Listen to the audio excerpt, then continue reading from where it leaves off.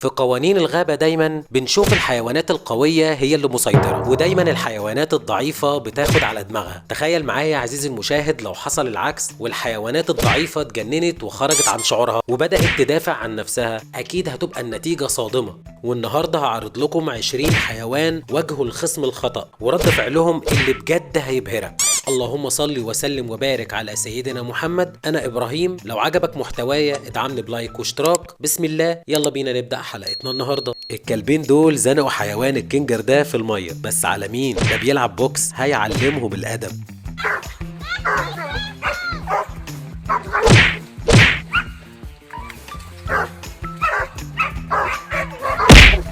يا عيني الكلب ده راح في شربة مية، والله صعب عليا.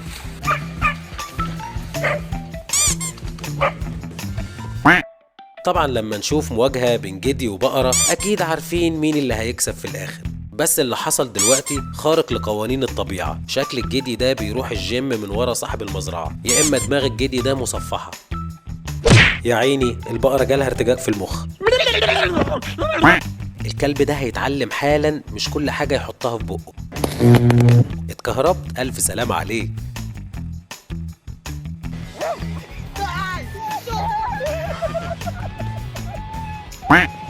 شوية النمور دول كانوا جعانين، قالوا يصطادوا البطة الغلبانة دي كتصبيرة، بس بصراحة البطة دي طلعت عينيهم وعملت معاهم الواجب.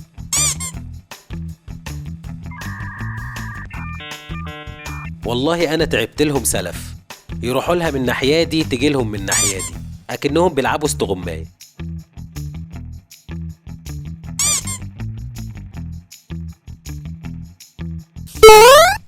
خلوا بالكم من بعض وما تقعدوش في المية كتير عشان ما تبردوش. طيب عايزين مني انا حاجة بقى؟ يلا فوتكم بالعافية. المقطع ده بيبين لك ان القوة مش بالجسم، بالذكاء. النمرين دول قاعدين في امان الله بياخدوا القيلولة بتاعتهم، هبت في دماغ القرد ده ان هو يغلس عليهم، وبصراحة القرد ده روق عليهم. ولو ركزتوا هتلاقي القرد ده ربنا وهبه بقوة بدنية سبحان الخالق.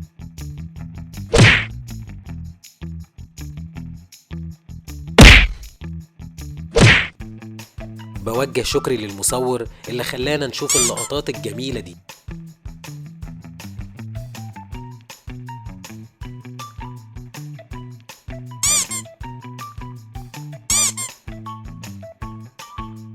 بصراحة من كتر ما زهقهم في نمر مستخبي منه.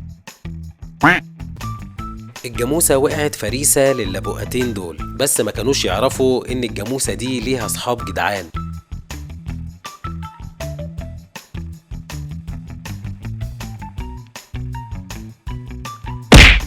اوعى القطر يا عم الحاج، الجاموس البري ما بيهزرش. القرد المسكين ده التمساح مسكه. كان في مثل دايما بنقوله اللي ليه ظهر ما يتضربش على بطنه، لكن هنا اقول اللي عيلته قرود محدش يقدر يقرب له. الكترة تغلب الشجاعة برضو.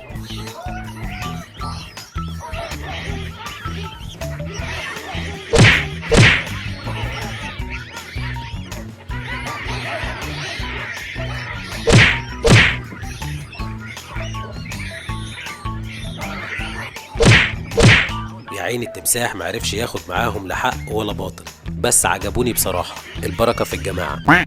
الشيتا أسرع حيوان في العالم، سرعته بتوصل ل 112 كيلومتر في الساعة. الشيتا كانت جعانة وقالت تاخد تصبيرة وتصطاد خنزير بري صغير تسلك بيه سنانها، بس ما كانتش تعرف إن عيلة الخنزير البري ده مجنونة. إيه ده؟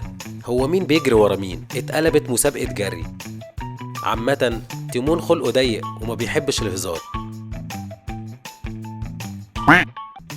القط هنا بيبص لدماغ النمر وعمال يقول ياه كل دي دماغ، انت دماغك اكبر من حياتي. اركب الهوا. لا كده البطة دي طبقت مقولة مش كل طير يتاكل لحمه. هو النمر ده ما يعرفش ان البطة واخدة 3 ميداليات ذهبية في الغطس والسباحة ولا ايه؟ خلي اصحابك بقى اللي في المقطع اللي قبلك يقولولك.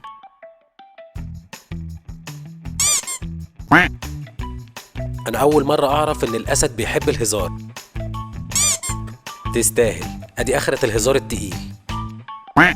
واللبؤة دي قاعدة مستنية تهجم على الفريسة في الوقت المناسب، بس الجاموسة دي شافتها وبصراحة عملت معاها الواجب.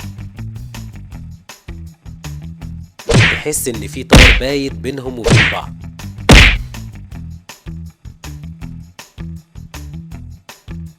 هي اللبؤة دي عاملة رجيم ولا ايه؟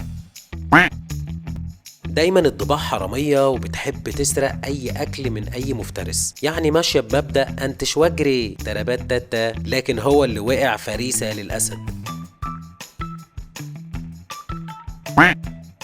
الضباع عاملة حفلة وزنقة الأسد ده علشان تسرق فريسته، كنت هزعل بصراحة لو سرقوها.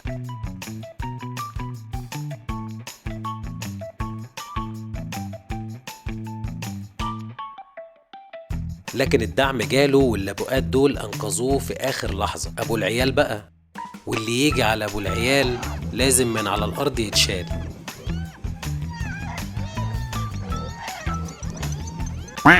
برغم عدد الأسود الكتير اللي حواليها، لكن الجاموسة دي متمسكة بحياتها وبتحارب من أجل البقاء. برغم الإصابات اللي فيها، أخدت واحد من الأسود واحدة سوبليكس طيرته في الجو. قرون الجاموسة دي ما بتهزرش. أنا لما شفت المواجهة دي قلت مين الأقوى، الدب ولا النمر؟ بصراحة ملحقتش أجاوب، الرد جالي على طول، النمر هو اللي هرب زي القطة، وهربوا من قدامه زي الفيران. لا جامد يا دب. شفت لما النمر هرب من الدب في المقطع اللي فات، القطة دي هتاخد بطار النمر وهتخلي الدب يجري قدامها زي اللهبل.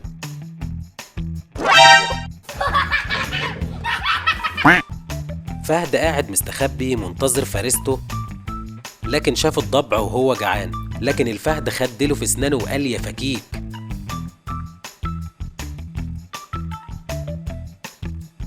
لكن الفهد طلع فوق الشجرة زي القرد، لو راجل بقى اطلع له. وحيد القرن هو ماشي فجأة هبت في دماغه انه يخش تحدي مع الجاموس الامريكي. الجاموسة هزت دماغها بس جري زي اللهبل. انت طلعت منظر على الفاضي يا وحيد. والهنا خلصت حلقتنا يا احلى ناس في الدنيا، ولو وصلت لهنا يبقى انت من الناس المميزين عندي، ولازم تكتب لي في الكومنتات كلمة السر دي. كل عسير اذا استعنت بالله فهو يسير. وما تنساش اللايك والاشتراك. اشوفكم في فيديو جديد، سلام.